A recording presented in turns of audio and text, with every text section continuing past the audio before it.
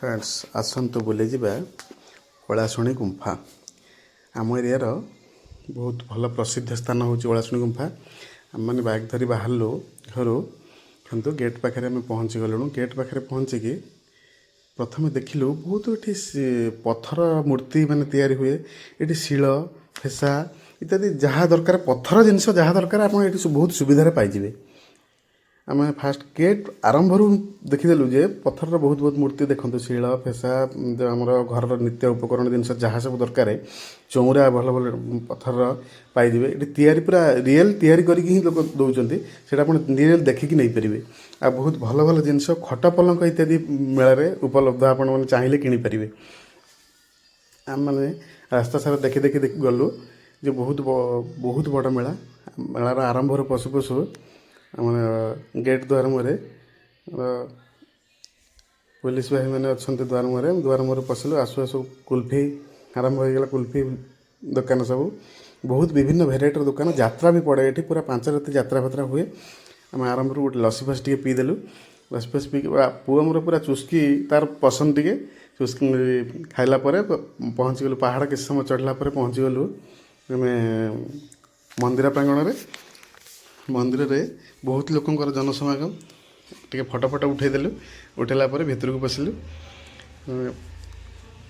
भितर भी डाण पटे आप जी बड़ा भल पार्किंग एरिया अच्छी से फटो फटो उठाई बहुत बढ़िया होती। पुओ मुझे फटो फटो उठेलु। उठेला पछक ठाकुर डाण पट बाटे गले से गोटे रोषशाला देकी रोषशाला बहुत बढ़िया फटो सब होती। भल साजासजा होती। भल ठाकुर मूर्ति सब माने लगाई कांथर सब बहुत भल लगे। टे फटो उठे देखिलु जे भल भल माने मूर्ति सब ये लगाई आ काम बहुत सुंदर होती। देखंतु राधाकृष्णकर मूर्ति माने परिवेश बहुत शांत आ बहुत भल लगिला। भीतर सेपट बाटे बुली बुली बुली आसिलु ठाकुर सामना पटे आम दर्शन करने जीवु। से एपटे आसिलु देखापी। देखंतु बहुत बढ़िया होती फटो गुड़िक शांत परिवेश रे बहुत बढ़िया मूर्ति ठाकुर दर्शन करने भी भल जगह भल प्लेस टे। ये लिखा जाता साधु सावधान। मत लगे ये कौन गोटे आश्चर्य जिनस अच्छी कैमेरा भितर को देखीदेली। देखला बेलू भितर पूरा गुंफा भाया होती। गुंफा भितर कौन बाट होती कौन जाहीलानी। सेठू आसिलु ठाकुर दर्शन करने गलु। देखो ये पुरुष महिला ये कौ पुरुष मुझे जापारे से तार लाइन में पशिगला। हो छाड़ो आम पुरुष देखिए आम लाइन में जावा मुझे देखिए अपेक्षा करी फाँका है भितर पशिली। देखो मंदिर भितर दृश्य बहुत भिड़ भितर भितर टिके साइड कर भितर को गलु। तो मुझे घंटी बजाइक चाहूली किंतु घंटी बजेबी कौन घंटीटा बजेबा चेष्टा करूँ घंटी मो मुंडे बाजिगला।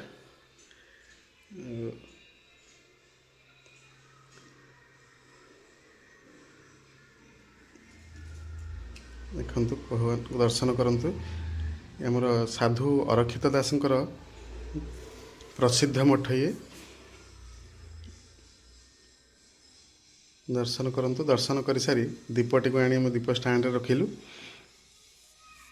किंतु दीप स्टैंड रखी सारापर ये गोटे सबुठ भल जिनस है कौन जगार अलग जगार पाइबेनी। ये सबुठ भल जिनस है गोटे भल प्रसाद मिले जो प्रसाद कि अलग कौन मंदिर में आपण मैंने खोजिले भी पाइबेनी।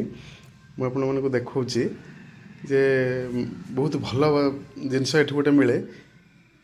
देखो पोड़ पिठा देखो पूरा देखो कमी मांडिया पूरा बड़ बड़ मांडिया आकार सब गुड़ाई पोड़ पिठा भोग करा जाए। ये साधुंकर पसंद बोध थिला से समय कि पोड़ पिठा तो पाखे भोग करा जाए। देखो विभिन्न प्रकार मिठा भेराइटर मिठा भी ये मिले भोग करा जाए। सब मिठा विभिन्न भेराइटर मिठा तंगर प्रधान हूँ पोड़ पिठा। पोड़ पिठाटा पिठा भेराइटर भोग करा जाए।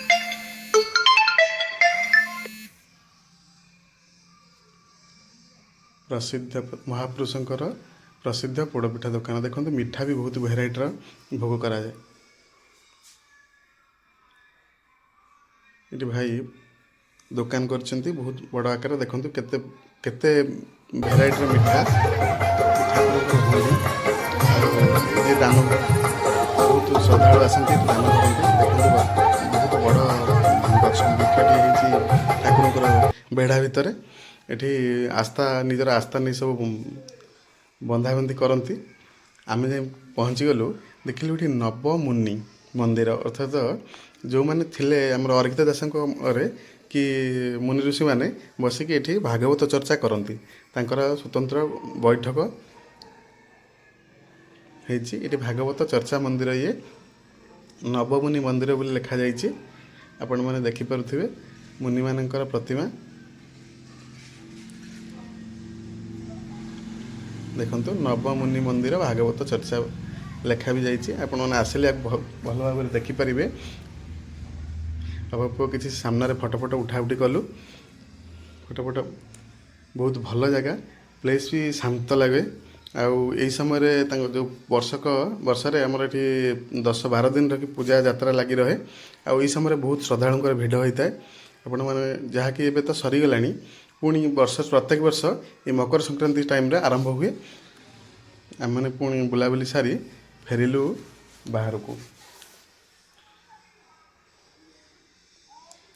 ଭିତରେ ବହୁତ ସୁନ୍ଦର ଏରିଆ ହେଇଛି ବୁଲାବୁଲି କରିବା ପାଇଁ, ଶାନ୍ତ ପରିବେଶ, ବୃକ୍ଷଲତା ଭଲ, ମାନେ ସୁନ୍ଦର ଦେଖିବା ପାଇଁ ପରିବେଶ। ଆପଣ ଆସିକି ଭଲ ଭାବରେ ବୁଲିକି ଯାଇପାରିବେ। ଏଠି ଦେଖନ୍ତୁ ବହୁତ ଭଲ ସିନେରୀ ସହିତ ପ୍ରତିମା ମାନେ ତିଆରି କରାଯାଇଛି।